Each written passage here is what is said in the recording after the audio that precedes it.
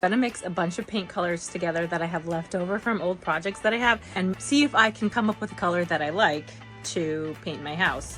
We got black here. I use this to paint a ceiling black. This paint is almost magenta. I think it's red though. Really pretty purple color. Okay, I'm gonna add this color to see if it'll lighten that up. I'm gonna keep going. I'm gonna keep adding paint. This is actually trim paint.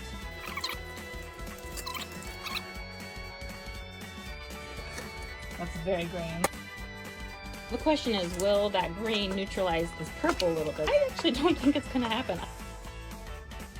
Don't get me wrong, this is a perfectly lovely shade of purple. However, I'm not sure I want my whole house painted that color. It's a few days later and now I have paint dried.